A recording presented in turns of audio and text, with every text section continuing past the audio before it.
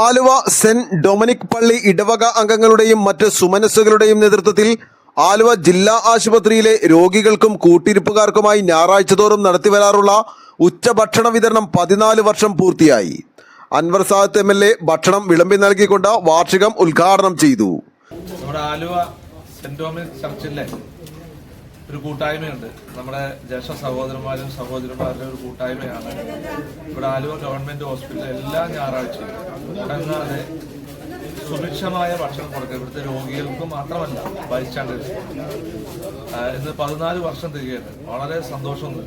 അന്നദാനം മഹാദാനം എന്ന് പറഞ്ഞത് ആർക്കായാലും ഭക്ഷണം കൊടുക്കുക എന്ന് വെച്ചാൽ എല്ലാ മതങ്ങളും അതാ പറഞ്ഞിരിക്കുന്നത്. മറ്റുള്ളവരുടെ വിഷപ്പിനെ അറിഞ്ഞുകൊണ്ട് പ്രവർത്തിക്കുകയാണ്.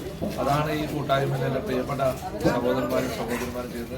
ഇതിൽ എനിക്കും ബിജുക്കാർക്കൊക്കെ സത്യം പറഞ്ഞാൽ 13 വർഷമായി ഞാനും ഇതിൻ്റെ ഒപ്പം സഞ്ചരിക്കുന്ന ഒരാളാണ്.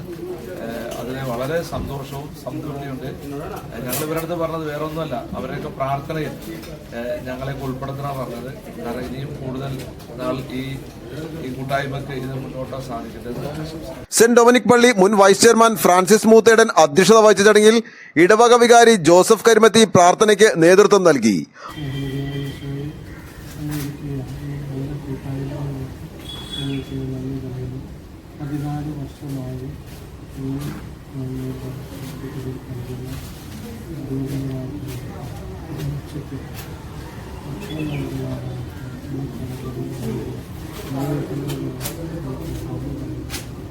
ആലുവ നഗരസഭാ chairman MO John, vice chairperson Saiji Jolly, PP Chinnan, Polachan Payyappilly, Boney Parekattil, Suresh, Biju Nedumbassery, Joby Joseph, Majan Pappali, Chinnamma Wilson, Molly Jose, Lissamma Paul, R Jayakumar എന്നിവർ പങ്കെടുത്തു.